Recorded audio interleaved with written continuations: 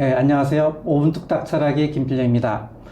우리가 흔히 철학에는 정답은 없지만 과학에는 정답이 있다라고 생각하는 경향이 있는데요. 사실은 그렇지가 않죠. 과학에서도 정답 찾는 건 참 어렵습니다. 양자역학에도 코펜하겐 해석도 있고 수분변수 해석도 있고 다세계 해석도 있고 또 우리나라 과학 철학자들이 제시한 서울 해석이라는 것도 있는데요. 그리고 상대성 이론에서도 마찬가지로 아인슈타인이 제시한 상대론적 해석이 있고 또 로렌츠 해석이라는 게 있어요. 그런데 사실은 이러한 마이너한 해석들에 대해서 우리가 자꾸 이야기를 해야 된다라고 생각을 합니다. 그래서 저는 이러한 아인슈타인의 입장을 반복하는 것보다 스스로 생각해서 자신의 입장을 정리해서 내놓는 그런 과학자들이 좀 많았으면 좋겠다라는 생각을 하는데요. 그런 의미에서 오늘은 상대성 이론에 대한 로렌츠 해석을 지지하시는 분을 모셨습니다. 지난 시간과 지지난 시간에 저희가 시간의 역사 그리고 공간의 역사에 대한 이야기를 할 때 구경대학교의 권호혁 교수님을 모시고 이야기를 했는데요. 오늘도 교수님을 다시 모셨습니다. 예, 안녕하세요. 네, 안녕하십니까. 네, 오늘은 조금 더 전문적인 이야기이기도 한데요. 조금 이제 어려울 수도 있는데 하지만 저는 철학사 쪽으로 과학사 쪽으로 굉장히 중요한 이야기라고 생각을 해요. 남들이 다 아인슈타인에 대해서 이야기를 할 때 누군가는 로렌츠에 대해서 이야기를 해야 된다라는 생각이 들어서 오늘 이런 인터뷰를 기획하게 됐는데요. 먼저 로렌츠 해석이 뭐고 상대론적 해석이 뭔지를 알기 위해서는 상대성 이론에 대해서 알아야 되잖아요. 상대성 이론에 대해서 먼저 간단히 좀 설명을 좀 해주시죠. 상대성 이론 아주 유명한 이론이긴 한데 그러나 대부분 분들이 정확히 알지는 좀 못하고 있는 측면이 있는데요. 상대성 이론은 기본적으로 운동 역학입니다. 그런데 그 역학 중에서 운동을 하는 물체가 변화를 일으키는데요. 이게 특수하게도 시간의 지연, 길이의 수축, 질량의 증가 이런 것들을 일으킨다는 운동 역학이라고 할 수 있습니다. 그래서 시간 지연, 길이 수축, 질량 증가를 로렌츠 변환이라고 그래요. 네. 로렌츠 변환. 그런 현상이 어떻게 일어나고 있는지 또 어떤 소식에 의해서 나는지 이런 것들을 연구했고요. 이런 변환이 일상적인 속도 혹은 일상적인 지구에서의 질량 이런 것에서는 거의 반응을 하질 않아요. 그렇기 때문에 로렌츠 변환 혹은 상대성 이론에서 얘기하는 이런 그 변환 효과들은 무시해도 좋을 정도라고 할 수 있습니다. 일상생활에서는 느낄 수 없을 정도이기 때문에 저희가 알 수는 없는 거죠. 하지만은 엄청난 속도라든가 또는 태양 정도의 질량이라든가 이런 게 있으면 거기서는 비교적 또렷하게 나타나게 됩니다. 예. 상대성 이론에도 일반 상대성 이론이 있고 특수 상대성 이론이 있잖아요.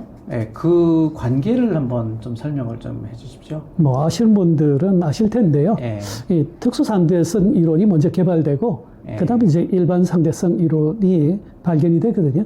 이 특수 상대성 이론은 등속 운동, 이 관성 운동에 적용되는 이론인데 어떤 물체가 등속 운동을 할 때 길이 수축이 나타나고 시간 지연이 일어나고 질량 증가가 발생합니다. 그 다음에 이제 일반 상대성 이론은 가속도 운동에 적용되는 거거든요.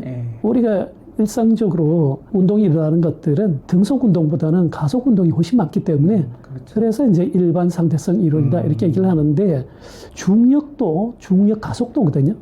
그래서 중력도 비슷하게 로렌츠 변화를 일으킨다. 그래서 중력까지도 이 일반 상대성 이론에 포함이 되고 있는 것이죠. 예를 좀 들어주시죠. 시간 지연이라든가 길이 수축, 그 다음에 질량 증가 여기에 대한 예시 우리가 조금 쉽게 알아들을 만한 예시가 있을까요? 영화 중에 인터스텔라라는 영화가 우리나라에서 많이 히트를 했고 많은 분들이 보셨을 텐데요. 거기에서 보시면 이 아버지가 딸을 남겨두고 지구를 떠나가지고 우주로 나아가서 블랙홀 근처에 유영을 하다가 돌아온단 말이죠. 근데 블랙홀은 질량이 굉장히 크고 그렇기 때문에 시간 지연, 길이 수축 이런 효과가 크게 일어납니다. 그래서 그 아버지가 블랙홀 근처에 있을 때 시간이 거의 정지한 상태에 가까이 되는 거죠. 그래서 자신은 며칠 지났나 하고 지구로 돌아와 봤더니 딸이 할머니가 되어 있다. 그런 설정이 있거든요. 네. 그것은 영화적인 상상력이 아니라 네. 실제로 그렇게 될 수가 일어날 수 있는 있는 것이고요. 상황이다. 네. 뿐만 아니라 고도로 정밀한 원자시계가 있거든요. 네. 세슘 원자시계. 네. 이거를 땅에 놓았을 때 하고 2층 높이에 놓았을 때 하고 그 속도가 차이가 있어요. 땅에 놓게 되면 중력이 더 강하기 때문에 느려져요. 우리 시계 가지고는 측정이 못하지만 세슘 원자시계 같은 걸로는 느려진다는 것을 확인할 수가 있습니다. 특수상대성 이론이라는 것은 나에 대해서 상대적으로 운동하는 대상의 시간이 느려지고, 그 다음에 일반 상대성 이론에 따르면 중력이 강한 지역에서의 시간은 더 느려지잖아요. 그것이 이제 실제로 측정될 수 있는 거다라는 말씀인 거네요. 네, 측정되고 있습니다. 아, 예. 상대성 이론에 발견된 어떤 과정이랄까요? 뭐 어떤 역사적 과정이 있을 거 아닙니까? 네, 그런 부분을 좀 한번 설명을 좀 해주십시오. 그 부분은 많은 분들이 오해를 하고 있거나 네. 정확히 모르고 있는데요. 특수상대성 이론이 먼저 발견됐다고 말씀드렸는데, 특수상대성 이론 그리고 그 방정식, 로렌츠 변환, 이것들을 발견한 사람은 누구냐? 로렌츠입니다. 아인슈타인이 아닙니다. 그래서 로렌츠 변환식이라고 그렇죠. 하네요. 그래서 네. 로렌츠 변환식이라고 하는 거거든요. 네. 로렌츠가 식을 발견하게 된 것은 마이커스 몰리 실험이 있었기 때문인데요. 네. 이게 어떤 거냐 하면 빛을 쏜단 말이에요. 네. 그러면 그 중간에 반투명 거울을 둡니다. 네. 그래서 이 반투명 거울을 통해서 하나는 직진해서 나가고 또 하나는 90도로 천정으로 올라가게 됩니다. 네. 그래서 그 두 빛이 이 거울에 반사돼서 다시 돌아오거든요. 네. 그래서 반투명 거울에 모이면 그 아래쪽으로 내려가는 이런 장치인데, 만약에 이 실험 장치가 우주에 정지되어 있다면 이 빛은 정확히 동일하게 돌아오게 되고, 그렇게 되면 간섭 무늬가 생기지 않게 됩니다. 정확히 같이 돌아왔기 때문에.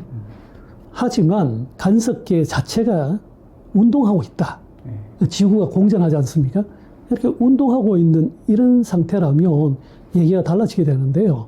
왜냐하면 광원에서 빛이 나와서 반투명 거울까지 올 때는 같지만, 거기서 갈라져서 직선으로 날아간 빛하고 90도로 올라간 빛하고 다시 돌아올 때 운동한 거리가 다릅니다.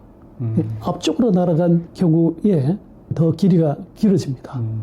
그래서 결과적으로 둘이가 같이 돌아올 수가 없고, 그렇게 되면 반투명 거울에서 만나는 시간이 서로 다르기 때문에 결과적으로 간섭 무늬를 만들게 되고, 그래서 이 간섭 무늬가 나타나는 것이 정상입니다.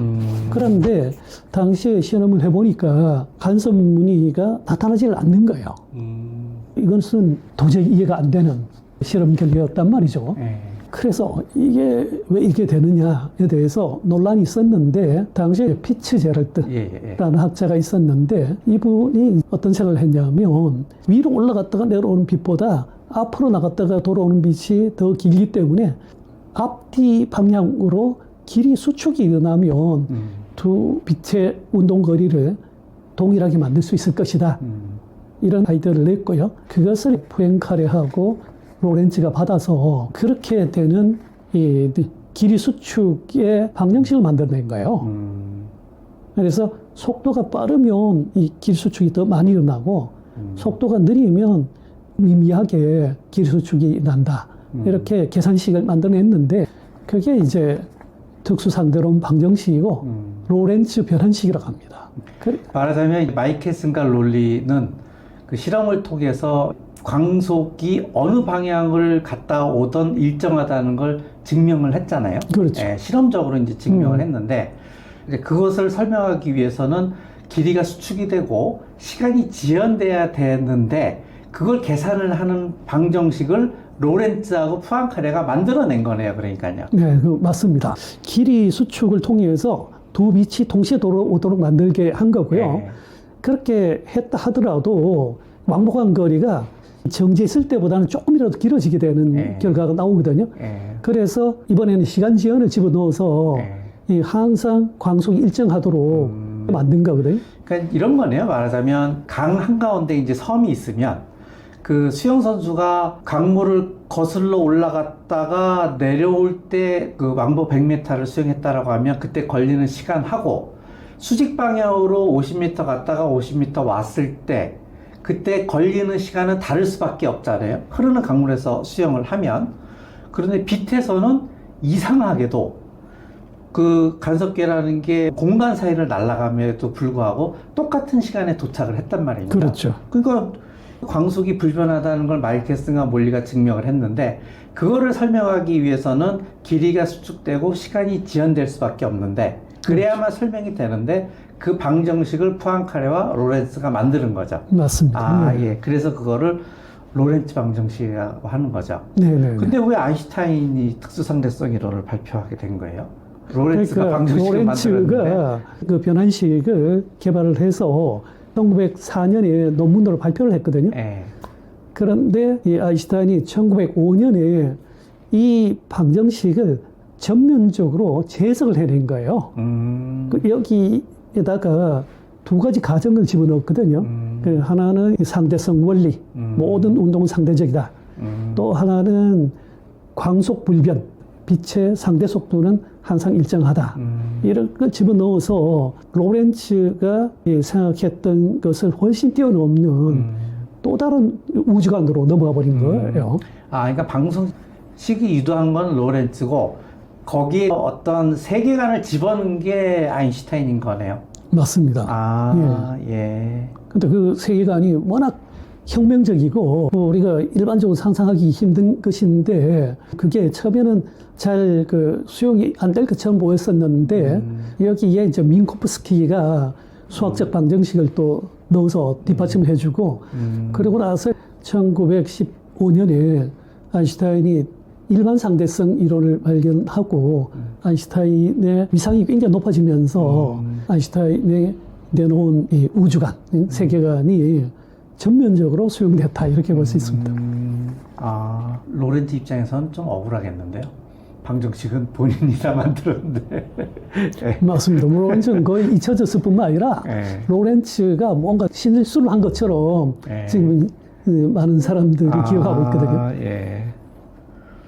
갑자기 드는 생각이요. 뭐 좀 적절한 표현인지 모르겠는데 아인슈타인이 스티브 잡스고요. 로렌츠가 그 스티브 잡스랑 같이 동업을 한 그 개발자 있거든요. 네, 있죠. 그 이름은 기억이 안 나는데 꼭 그 느낌이 나는데요. 개발은 그렇습니다. 그 양반이 대놓고 그거를 뭐 적절하게 응용해서 새로운 생명을 불어넣어서 스티브 잡스가 더 유명해졌죠. 맞습니다. 뭐 표현이 뭐 맞는지 모르겠습니다만 아주 비슷한, 아주 적절합니다. 네. 지금 그런 느낌이 방금 들었습니다. 예. 자, 그런데 이제 문제는 아인슈타인의 해석에 대한 그 여러 가지 이제 문제점들이 이제 물론 이제 그게 문제가 아니라고 이야기하는 사람들도 있지만 지난 시간에 이야기했지만 아인슈타인의 시공간 이론을 받아들이게 되면 뭐 시간이 흐르지 않는다라고 하는 예를 들어서 과거, 현재, 미래가 엉켜버리잖아요. 국소적 시간만 인정을 하게 되면 절대 시간을 포기하면 당연히 우주에 있는 시간은 흐르지 않는다라는 결론으로 나간다라는 것이 힐러리 퍼트남의 입장이기도 하고 지난 시간에 로벨리도 뭐 그런 핵심 주장이 그거라고 말씀하셨는데 그런 시간이 흐르지 않는다는 입장으로 나간단 말입니다.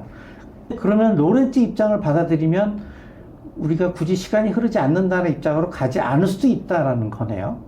그렇습니다. 로렌츠는 아인슈타인이 어떤 상대성 원리를 제시하기 이전에 그러니까 상대 공간, 상대 운동 이런 개념을 제시하기 이전에 사람이거든요.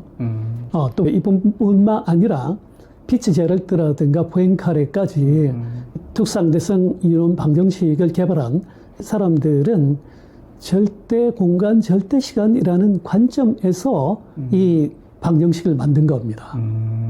그리고 아까 말씀드린 로렌츠 변환, 길이 수축, 시간 지연 이런 개념들도 절대 공간, 절대 시간이라는 전제를 바탕으로 해서 도출을 했단 말이죠. 그러니까 그 아인슈타인하고는 전혀 다른 관점인데 이후에 아인슈타인이 상대성 해석, 상대성 원리를 기반으로 하는 이런 새로운 해석을 가지고 이 방정식을 전면 재해석해버렸기 때문에 거의 묻혀져 버렸다 이렇게 볼 수 있죠. 예.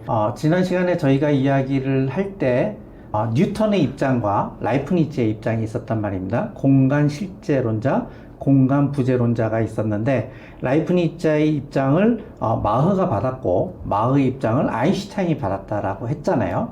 이것이 이제 아인슈타인의 입장인 거고 뉴턴의 입장을 그대로 받은 사람들이 로렌츠, 푸앙카레, 피츠제랄드 요 세 사람은 요 입장인 거네요. 그럼 그렇습니다. 어떻게 보면 뉴턴과 라이프니츠의 입장이 로렌츠와 아인슈타인 입장으로 그대로 내려왔다라고 봐도 괜찮습니까? 거의 그렇다고 볼 수 있습니다. 뭐 정확히 그렇진 않겠죠. 네, 근데 네, 네. 대체적으로 크게 보면 그렇게 분류할 수 있겠다. 그러면 로렌츠는 절대 시간, 절대 공간을 인정하면서 이제 방정식을 유도를 했지만 아인슈타인은 그 로렌츠 방정식을 절대 공간과 절대 시간을 포기하는 관점으로 재해석해버리고 민코프스키가 거기 힘을 실어줬죠. 네, 네, 이제 맞습니다. 그렇게 된 상황인 거네요, 네, 지금요. 네, 그렇죠. 그리고 현재는 우리는 아인슈타인의 패러다임 속에 살고 있으니까 네. 로렌츠는 다 잊혀졌고 그렇죠. 그런 상황인 거죠. 네, 맞습니다. 근데 지난번에 말씀하시기로 이제 양자역학으로 와서는 다시 이제 그 뉴턴의 실체론이 이제 부활을 어느 정도 하고 있다라고 말씀하셨는데 그런 관점에서 보면 로렌츠의 관점이 다시 부활할 가능성은 없나요? 상당히 있습니다. 그러니까 양자역학에서는 아인슈타인이 얘기하는 절대 시간, 절대 공간을 일단 전제적으로 수용하고 있거든요. 그런데 양자역학은 공간 시간에 대한 이론이 아니기 때문에 그 양자역학이 그러한 관점을 가지고 있다는 거는 사람들이 잘 몰라요. 별로 중요하게 생각지도 않고. 그 다음에 절대 공간, 절대 시간을 옹호할 만한 여러 연구 결과들이 있는데 특히 상대성 이론 자체에 있어요. 상대성에 대한 많은 연구들이 진전이 되어 오는 과정에서 그러면 이 우주의 중력장이라든가 천체라든가 이 물질들을 다 제거하고 나면 무엇이 남을 것인가 이런 문제가 있는데요. 여기에 결론이 공간과 시간이 남는다는 것으로 되어 있습니다. 그런데 그 공간의 성격이 뉴턴이 말하는 거하고 굉장히 비슷하다. 이렇게 지금 현대 물리학이 결론을 내리고 있거든요.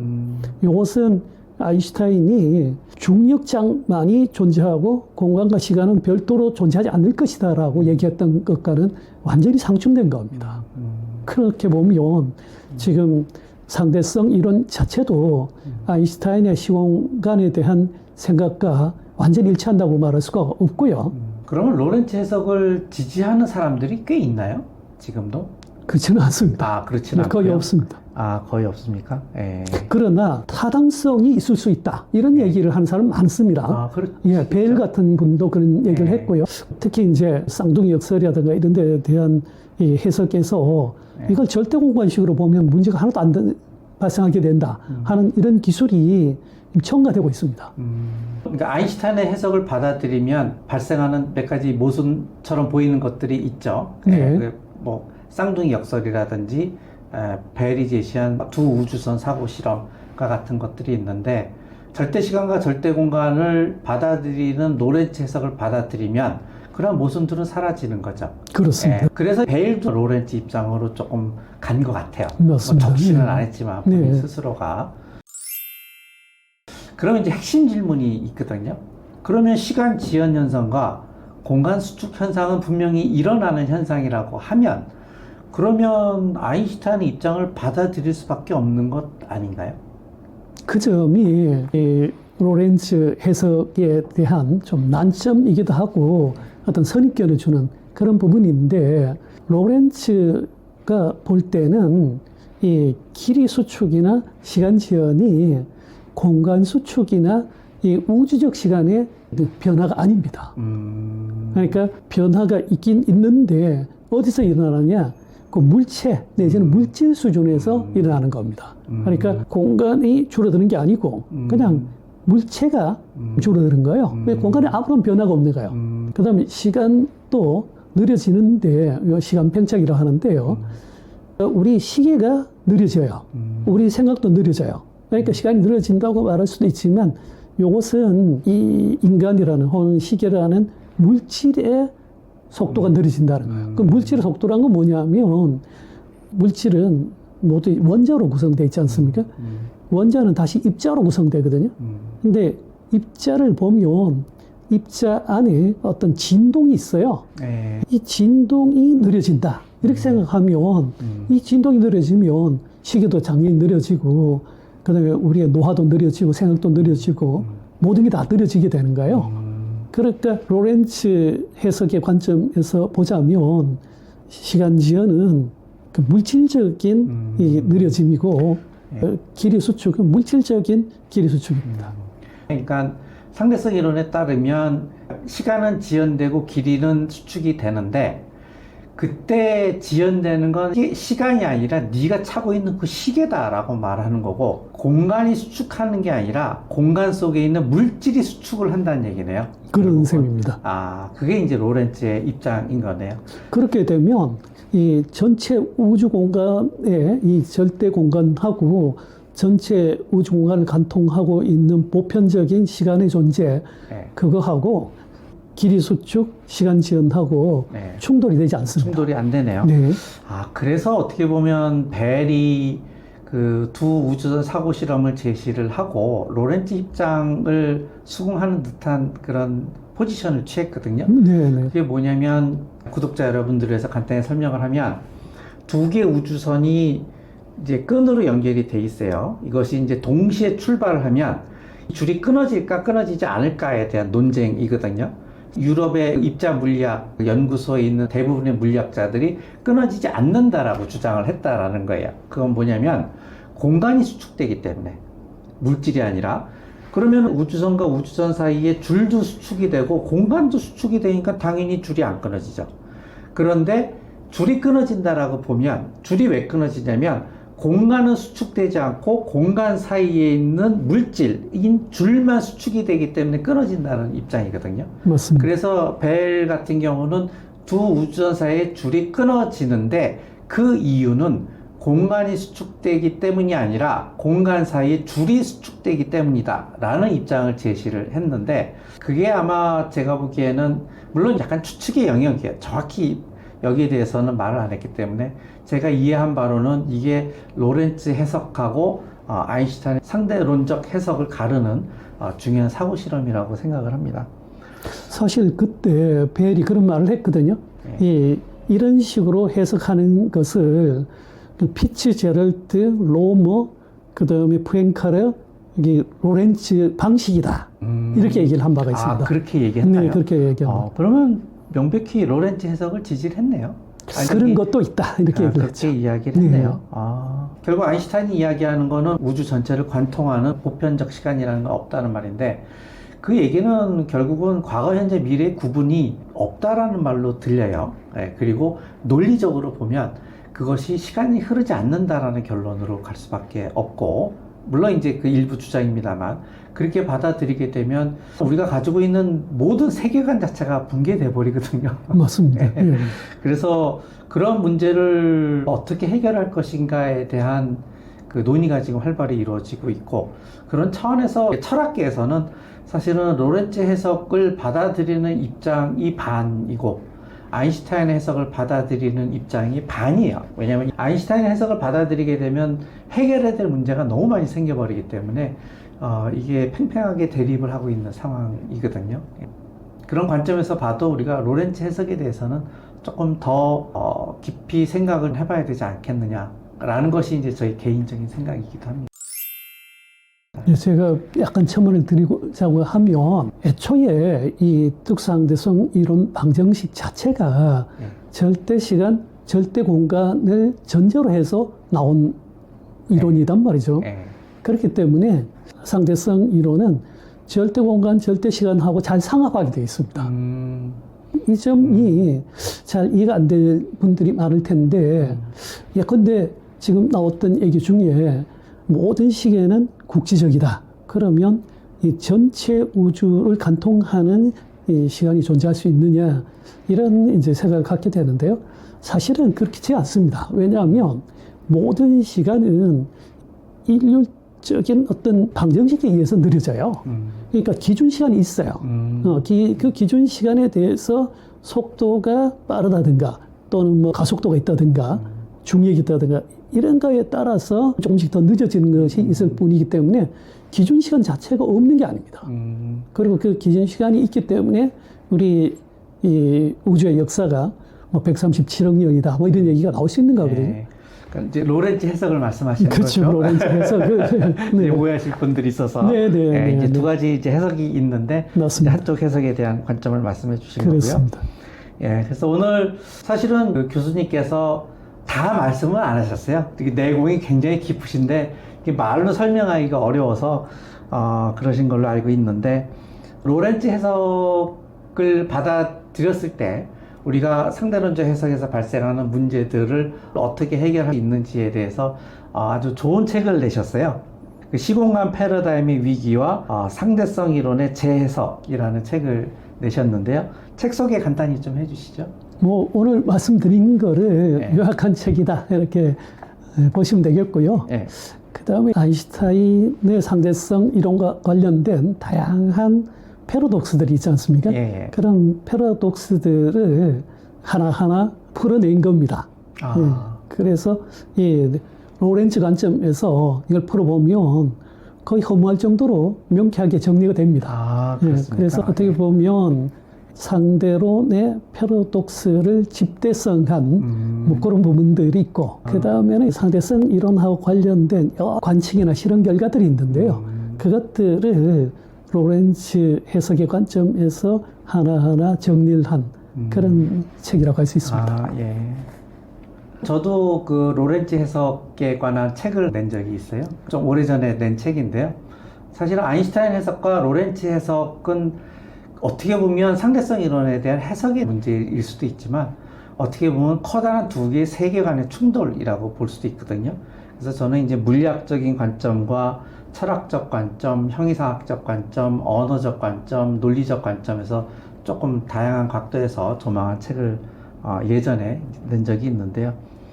그런 점에서 저는 오늘 교수님의 말씀에 상당히 좀 동감도 많이 하고 그렇게 이야기를 잘 들었습니다. 예. 오늘 교수님 모시고 상대성 이론에 대한 그 로렌츠 해석에 대한 이야기를 했는데요.